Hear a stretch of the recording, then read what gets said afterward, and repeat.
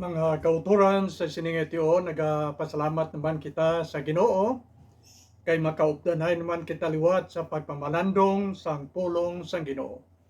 Sang nag-agi nga semana, kita nagtuon nga si Jesus Christ ang aton manuluwas, kinlansang sa cross, napatay, ginlubong kag nabanhaw siya sa ikatatlo nga adlaw.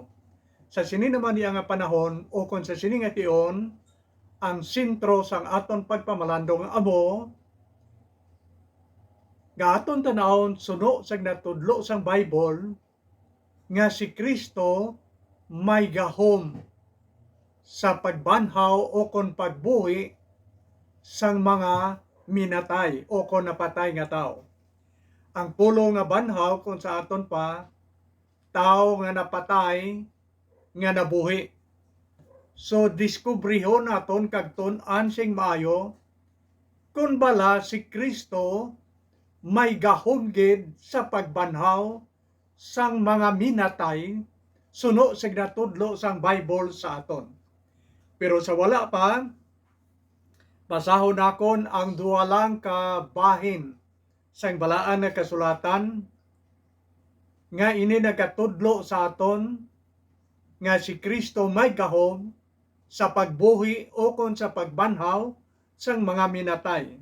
Sa John sa chapter 6 verse 40 nagasiling, kay amo ini ang gusto sang akon amay, nga ang tanan nga magkilala kag magtuo sa akon makaangkon sing kabuhi nga wala sing katapusan, kag pagabanhawon ko sila sa katapusan nga adlaw.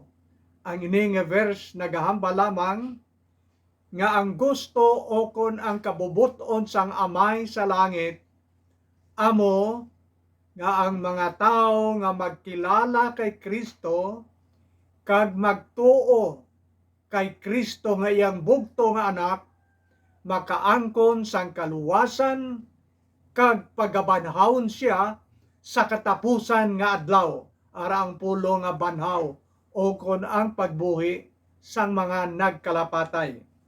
Ang isa pa gid ka verse kagini makita sa 2 Corinthians chapter 15 verse 20. Amo ini ang ginahambal. Pero matuod gid nga si Kristo ginbanhaw gikan sa mga minatay. Kag siya amo ang garantiya nga ang mga minatay pagabanhawon. Si Kristo siling sang Bible napatay. So ginlubong kag nabanhaw siya. So ina nga Kristo nga napatay kag nabanhaw amo ang garantiya o kung nagapamatuod nga ang mga tao nga nagkalabatay nga may pagtuo kay Kristo mabanhaw man. Amo ina ang duha ka verses nga nagatudlo sa aton nga ang tao nga mapatay pagabanhaw ni Kristo sa ulhi nga mga inadlaw. Pero ang aton pagadiskubrihon subong sadtong tion nga yari pa si Kristo sa duta nagapanudlo sa mga tao kag may mga panahon nga may mga nagkalamatay nga ginbanhaw ni Kristo sa pagpamatuod nga siya gid may gahom sa pagbanhaw sang mga minatay.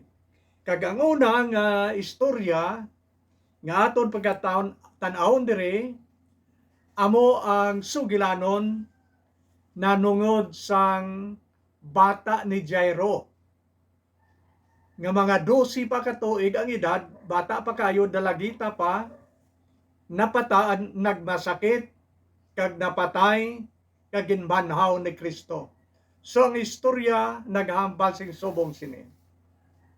Sang nagamasakit pa ang bata, si Jairo, ang iyang tatay, nagkadto kay Jesus Christ sa pagpangayo sang bulig. Nagamasakit pa lang, wala pa napatay. Pero sang si Jairo, ang tatay niya, nagkadto kay Jesus Christ, wala pa gani siya makahambal sa iyang problema na nungod sa balatian sa iyang bata kay Kristo nag-abot na ang ginsugo halin sa ilang balay. Nagsugat kay Jairo ngayang tatay sa pagpahibalo ngayang bata napatay na. So nagkadto to ang nagsugat kay Jairo sa tatay kag naghambal ang amo nga nagsugat nga hindi na lang pagamuha si Kristo. Hindi na lang pagamuha paghambali si Jesus Christ. Kay siling niya ang bata napatay na. So si Jesus nakabati sang ila istorya nga duwa nga nagsiling ang nagpaybalo nga hindi na lang pagdisturbuha si Jesus Christ kay ang bata napatay na. Pagkabati ni Kristo, ginhambalan dayon ni Jesus Christ si Jairo ang tatay. Siling ni Kristo siya, magtuo ka lang, magsalig ka lang. Ang imong bata magaayo kag mabuhi. Kag nag-updanay sila ni Jesus Christ pauli dito sa balay ni Jairo. Kag nag-upod ang tatlo ka mga gintuton-an ni Jesus Christ. Si Pedro, si Santiago, kag si John. Upod sila pagkadto sa balay sang bata nga bag-o lang napatay. Pag-abot nila dito, grabe ang paghilibion sang mga pamilya, mga silingan nila.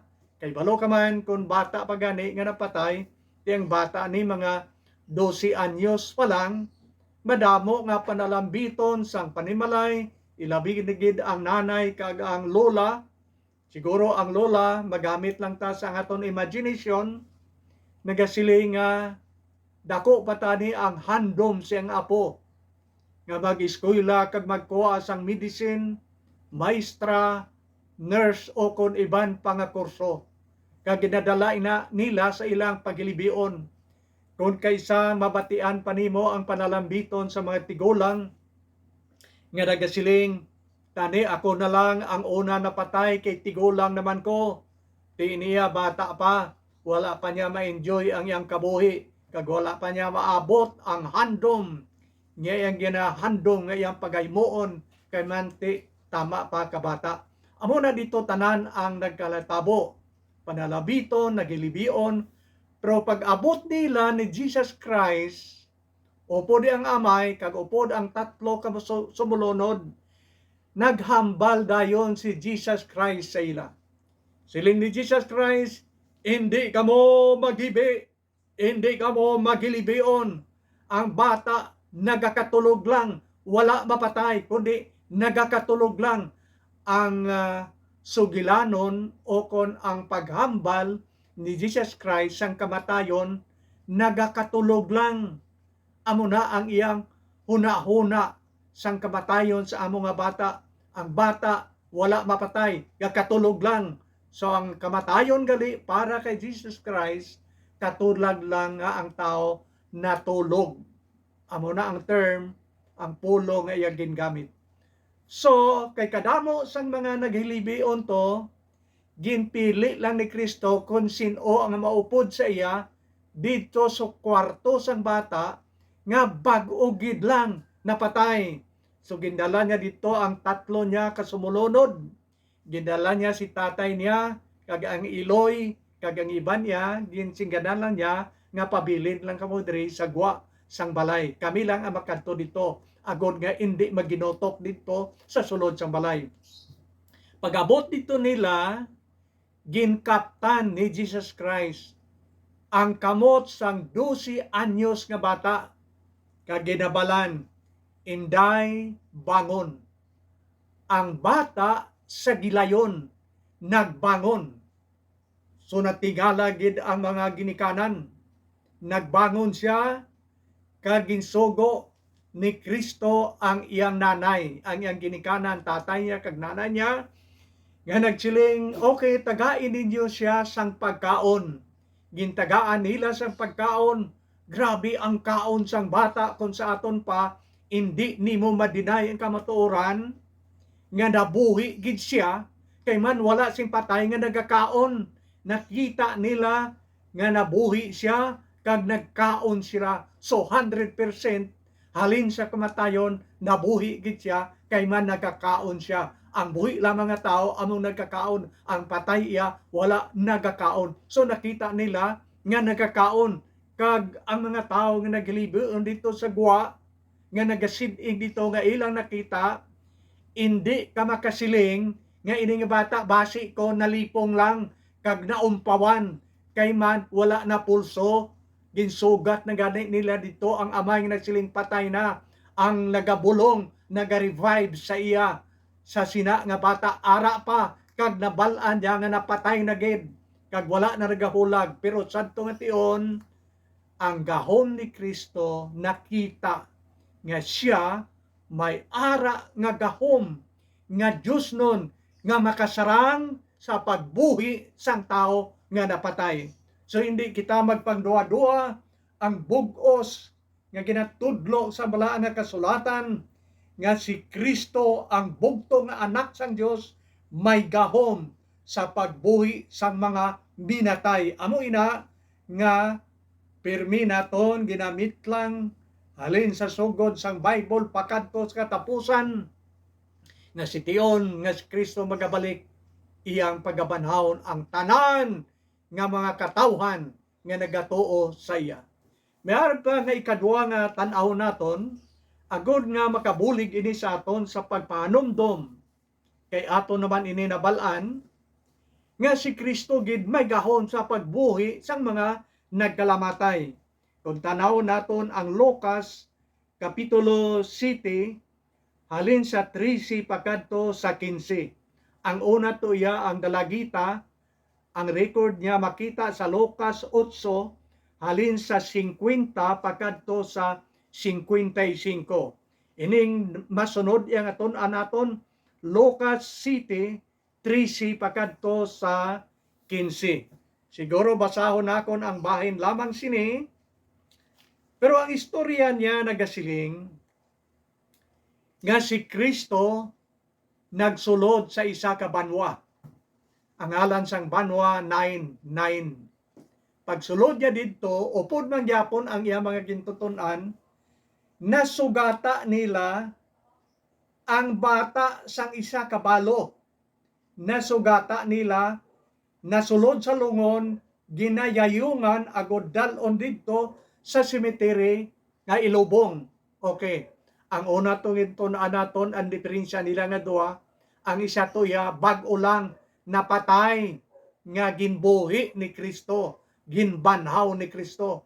Pero ining iyang ikadua nga makita sa Lucas 7:13 pakadto sa 15, dugay na ni siya napatay, inuglobong na ni siya, dalon na siya sa lulubngan agod ilubong, ginapasan, ginayayungan na sang bali 4 ka tao. Pero sa nasugata ni Kristo, kay si Kristo iya kag ang iyang sumulod nagsulod sa banwa. Sila iya nagsugata kay malubong. Kag nakita ni Kristo nga may isa ka babae nga grabe gid ang iyang paghilibion, kag grabe gid iyang panalabiton. Masubo ini nga kahintang kay man ini ang babae nga nagailibion, amo ini ang nanay sang napatay. Kag ini nga babae nga nagailibion, balo na ini siya, ang yang bana patay na. Kag amo ini ang isa lang kabilog nila nga bata nga nabilin. Kag amo ini nga bata ang upod niya siyang nanay nga nagapangabuhi. Ti karon kay napatay pagid. Napatay naman ang tatay, napatay naman ang bugtong, isa lang kabilog ng bata. So magapangabuhi siya nga isa na lang isahanon sa ilang balay. So masubo ang iyang kahimtang. Amo ina nga grabe gid ang iyang paglibion. Kag nabatyagan ini ni Jesus Christ. So tungod kay nagbatyag si Kristo sang kaluoy sang amo nga babae, ginkapta ni Kristo ang lungon, ginpugnan niya, kag nagsiling si Kristo sa nanay, "Babay, hindi ka magpangasubo." Tapos sina naghambal si Kristo sa bata nga napatay, bata nga lalaki. Nagsiling si Kristo, Noy, toto, bangon. Nag-automatic bukas ang takop sang lungon. Nagbangon ang bata kag naghambal. Kag ginkaptan siya ni Kristo sa kamot kag ginhatag siyang iloy.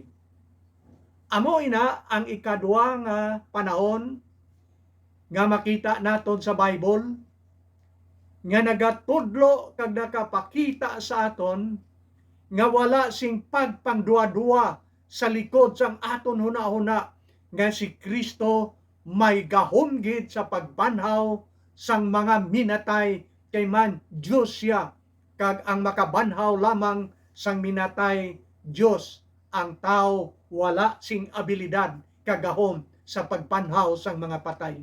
Bisan sino kag ano kaalam sang mga doktor, ang mga doktor makabulig lamang sang mga nagmasakit, pero wala sing doktor nga makapasalig makabanhaw sang mga patay. Ang Dios lamang amo ang makahimo sina. Kag duha na kabagay nga nakita naton nga ginhimo ni Kristo nga siya makasaran sa pagbanhaw sang mga minatay. Suno sa ginatudlo sang balaan nga kasulatan. Kag ang ikatatlo, ini makita ang record sa John chapter 11. Mataas ini, malaba kag malawig ini nga chapter, John chapter 11. Pero kung basahon nimo ang 43 pagkadto sa 44, dua lamang ka verses. Mga utod kung ginasunod nimo ang mga bahin sang Bible nga akon ginmit lang, nagapangabay ko sa imo nga imo nga sisaon, tapos ni kay man kun basahon nakon ining tanan, magalawig ang aton nga pagtuon. So ginalipot ko lang agud mahambal nakon ang bilog nga kamatuoran kag imo nga obligasyon ang pagsulit sini nga mga verses agud makabulig pagit sa imo pagpamatuod nga si Kristo may gahom sa pagbanhaw sa mga minatay tungod kay siya anak sang Dios kag Dios siya, kag ang iyang ginahimo hindi mahimo sang tao kundi mahimo lamang sang isa ka Dios. Ang John chapter 12 iniiya ang ngalan sang napatay nasulat gid si Lazarus, kag may utod siya nga duha ka babae, si Mary kag si Marta. Kag ang record makita nimo sa John chapter 11, ang duha ka key verses makita nimo sa 43 pagkadto sa 44. Si Lazarus abyan ni Kristo. Sang nagamasakit pa si Lazarus, nabalaan ni Kristo nga si Lazarus gamasakit kay nakabaton siya sang mensahe nga nagapahibalo nga ang imong abyan nga si Lazarus nagamasakit kag daw malubha ang iyang balatian. Nakabalo si Kristo. Pero si Kristo wala dayon nagkadto dito. Kabalo ka kung pila pa kaadlaw nga si Kristo nagkadto to. Nagkadto to si Kristo 4 kaadlaw tapos nga nalubong si Lazaro. Hindi nga tapos nga napatay. 4 kaadlaw tapos nga nalubong si Lazaro, amo pa ang pagkadto ni Kristo dito sa ila agod magbisita. Karon ang aton balatyagon, di nga wala siya to nagkadto sang kamasakit pa. Naa nga nagtiner pa siya kag nagdugay-dugay. Kung kaysa ang plano iya sang Dios, lain kaysa plano sang tao. Mas maayo ang plano sang Dios kaysa aton. Ang balatyagon sang duha ka utod ni Lazaro, nagabatyag sila nga kadugay kay Kristo.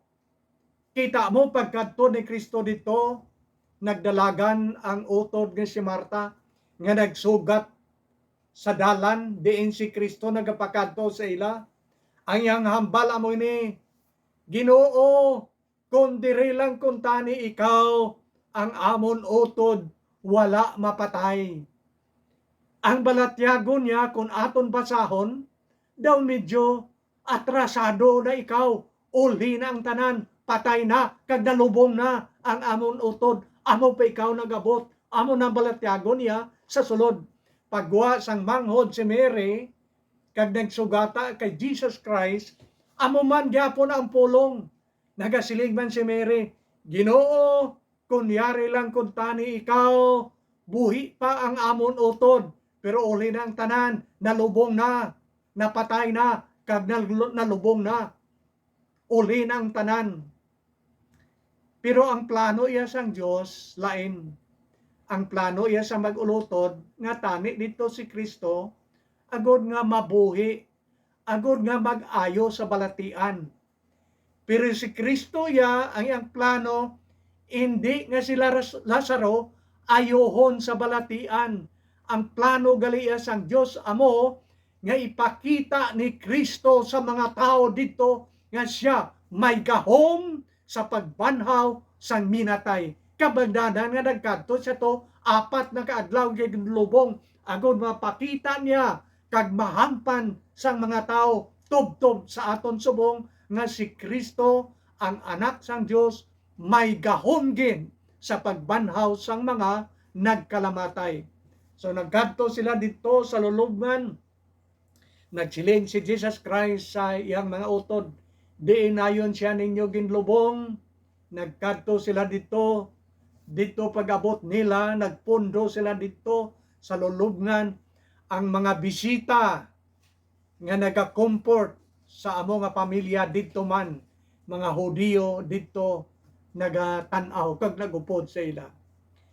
Ang una ginhimo ni Kristo amo ini, kay may dako-dako nga bato nga ila ginatabon, ginsapong sa lulubngan.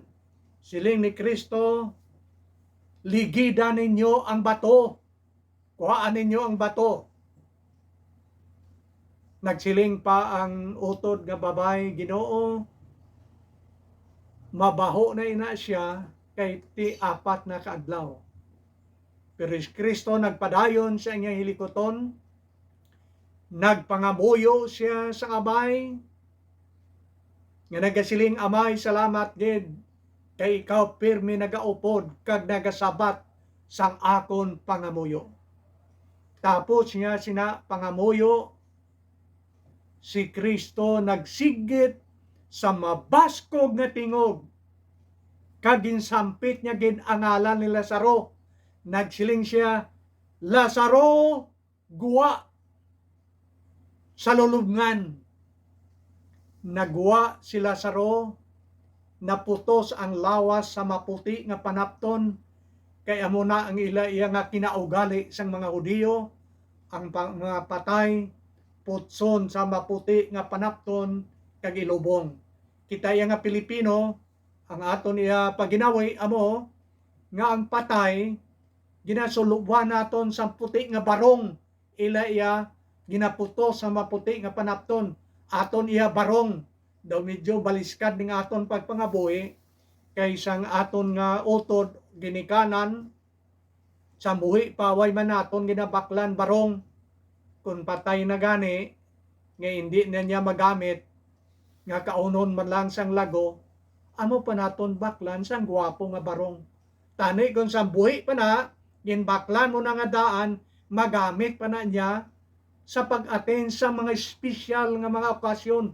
Gwapo tani siya. Pero ang aton niya kinaugali, nga kung patay na gani, amo pang pagbakal naton, sang barong kapasuksukan. Okay, nagwa si Lazaro. Ikaduha nga sugo ni Kristo. Waan ninyo ang panapton nga nagakambod sa iya. Kag si Lazaro naglakat, nabuhi, nabanhaw siya. So may duha ka sugo, kag inihatagan naton si patugsiling, ang una nga sugo, ligira ninyo ang bato. Ikaduha nga sugo, kuhaan ninyo ang nagaputo siyang lawas. Siguro magapamangkot kita, di nga si Kristo may gahom gani sa pagbanhaw sang patay, ang bato patani ginsugo na niya, bato ligid ra. O kon sang nabanhaw na si Lazaro nga naputos, tani ginsugo niya, o kamo nga mga panapton nga nagaputos, hawa kamo dira, nga ang ginpahimo niya pana sa mga tao nga wala na lang niya himoa kay may gahuman siya. Mga utod amo ini ang principle nga aton gid bantayan. Ang tao kutob sa aton mahimo kag masarangan, ginapahimo ina sang Dios sa aton. Pero ang hindi naton kaya nga mahimo, amo lamang ina ang himuon sang Dios. Katulad abi kay Lazaro, ang bato ginpaligid ni Kristo sa mga tao, kay masarangan man na sang tao pagligid. Ang panapton nga nagakambod ginpahimo, ginsugo ni Kristo nga ilang kwaon, kay kaya na nila. Pero ang tao hindi makasarang, magbanhaw sang patay, amo ina nga si Kristo ya, amo ang nagbanhaw sang patay. Sa aton pagpangabuhi, dumdumon naton ini. Kung ikaw mangunguma, masarangan mo ang pag-arado, masarangan mo ang pagpanggas, masarangan mo ang pag-ani, ginapahimo ina sang Dios sa imo sa mga mangunguma. Pero ang tao hindi niya kaya magpahuyop sang hangin, magpatubod sang ulan, kag magpasilak sang silak sang adlaw. Iya na inaya sang Dios. So may ara nga ginatawag division of labor. Ang hindi naton, ang masarangan naton ginapahimo sang Dios, pero ang hindi naton masarangan, amo ina iya ang ginahimo sang Dios. Pero ibalik naton jutay kay Lazaro. Ang pag-abot didto ni Kristo, ang balatyagon iya sang mga tao, atrasado gid si Kristo. Kabangdanan nagsiling siya, kung ari lang tani ikaw, tama katrasado pag-abot ni Kristo. Pero mga utod amo niyo, para sa Dios ang tanan on time. Wala sing delay sa Ginoo. Ang pag-abot niya on time. Husto nga panahon. Kay man amo na tong panahon nga ipakita ni Kristo sa mga tao nga siya may gahom sa pagbanhaw sa mga minatay. Kag kadamo ang nakakita dito, nagpalauli kag nagpanugid nga si Kristo nagbanhaw sang isa ka minatay nga ginlubong na bali 4 ka adlaw. So kung magpangamuyo kita, kung kaisa may balatyagon man kita subong, nga daway man ginasabat sang Dios ang aton pangamuyo, dondomo naton nga may husto nga panahon nga ang Dios magasabat sang aton mga pangamuyo. Wala ang Dios nagakauli, kundi may ara sa iya nga kaugalingon nga tion nga panahon kung saan siya magahimo kag magasabat sang aton mga pagpangamuyo. So may 3 ka kamatuoran nga aton gintud-an sa sini nga tion. Ang una, nakita naton nga si Kristo nagbanhaw sang isa ka bata nga 12 anyos nga bag-o gid lang napatay, siguro nagainit-init pa ang lawas, ginbanhaw siya ni Kristo. Kay kadwa naton nagintun-an amo nga si Kristo nagbanhaw sang isa ka tawo nga inuglubong pa lang, wala pa malubong, ginayayongan pa agud dalon sa lulubngan, ginbuhi, ginbanhaw siya ni Kristo. Kay katatlo nga aton nakita suno sa gnatudlo sa Bible sa aton nga si Kristo may gahom, hindi lamang nga bag-o pa napatay, hindi man nga inuglubong pa lang, kundi nalubong na gid 4 na kaadlaw sa lulubngan, ginbanhaw siya ni Kristo. So ano ang masiling naton sa sinangation? Ang aton masiling sina amo nga hindi na kita magpangduwa-duwa sa likod sang aton huna-huna, kon bala si Kristo may gahom sa pagbanhaw. Saligan lang naton ang ginatudlo sang Bible sa aton nga si Kristo may gahom sa pagbanhaw sang tanan nga mga tao sa kalibutan. Dumdumon naton nga si Kristo nagsaad nga magabalik sa liwat halin sa puno sang Bible pagkadto sa katapusan makita nimo ang mga promisa nga si Kristo magabalik sa liwat. Kag ang 1 Thessalonians chapter 4 kung basahon nimo pa idalom nagatudlo ina sa aton nga si Kristo siyang pagbalik. Didto pa lang siya sa ibabaw sa panganod. Wala pa makalapak diri sa dota. Siling sa Bible, ang tanan nga nagkalamatay nga may pagtuo kay Kristo magabangon kag magasugata siya didto sa panganod. Kamusta iya ang wala mapatay nga nagatuo kay Kristo? Amo ini ang nasiling sa Bible. Ang mga buhi pa sadto nga tion sa isa lang kapabisok sang aton mga mata, ang ilang lawas nga dutanon nga mamalatyon, pagailisan sang lawas nga hindi mapatay, kag ini magaupod sa mga dabanhaw sa pagsugata kay Kristo didto sa panganod, den dalon ni Kristo didto sa langit, kag nagasiling ang Bible, didto magapakig-upod kita kay Kristo sa walay katapusan, busa maglinipayay kamo sa sini nga mga pulong. Kung sa aton pa, may araya nga general nga pagbanhaw sa tanan nga mga tao. Ang aton tiyauna ginhambalan, mga espesyal lang tiya nga ginimo ni Kristo. Pero niya, bugos para sa tanan nga mga tao. Ti kamusta iya ang wala nagkalaluwas. Ginatudlo man nina sa Bible sa aton, kagini makita naton sa John chapter 5 halin sa 28 pakadto sa 29. Agon nga may ihibalo kita kung ano iyang matabo sa wala magkalaluwas nga nagahimo sang tanan nga mga malaot nga mga bagay sa sini kalibutan. John chapter 5 verse 28 and 29. Diri nagasiling, hindi kamo matingala sini, kay magaabot ang tion, nga ang tanan nga mga patay sa lulubngan, makabati sang iya tingog. 29. Kag magagwa sila sa ila lulubngan, ang mga nakahimo sang maayo, pagabanhaon, kag magakabuhi, kag ang nakahimo sang malaot, pagabanhaon, kag pagasilutan. Siguro basahon nakon sing maayo, kay daw hindi maayong pagbasa nakon, sulito nakon ang 29. Kag magagawa sila sa lulubngan, ang mga nakahimo sang maayo, pagabanhaon, kag magakabuhi, kag ang nakahimo sang malaot, pagabanhaon, kag pagasilutan. Amo ini ang ginahambal sang Bible. Ang mga nagkalaluwas nga nagahimo sang maayo tungod kay nagtuo sila kag nagbaton kay Kristo, pagabanhaon kag magakabuhi.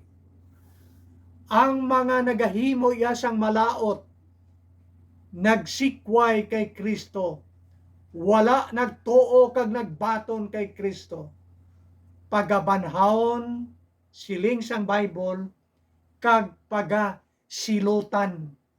Kung ang nagkalaluwas langit, ang wala yan nagkalaluwas impyerno.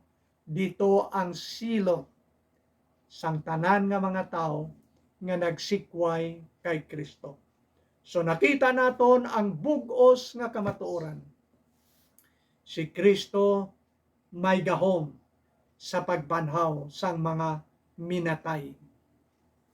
Kag si Kristo magabalik liwat. May ara siya nga general pagbanaw para sa tanan nga mga tao. Then ang masubo, kung magbalik na lang si Kristo,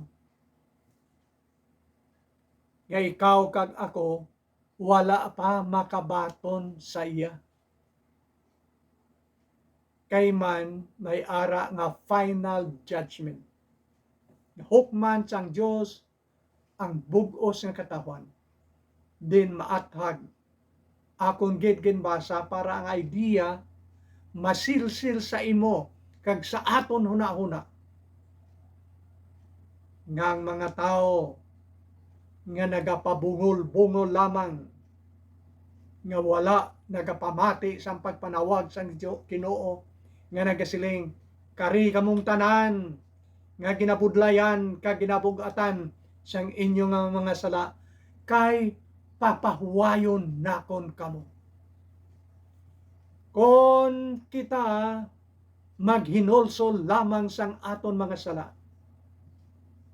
kagaton ibutang ang aton pagtuo dira kay Ginoong Hesus, patawaron niya ang tanan naton nga mga kalapasan, tinluan niya ang aton mga kabuhi sa iyang hamili nga dugo, kag wala na sang silot sa tanan nga mga tao nga nagtuo kag nagbaton kay Kristo sulod sa ilang mga kabuhi.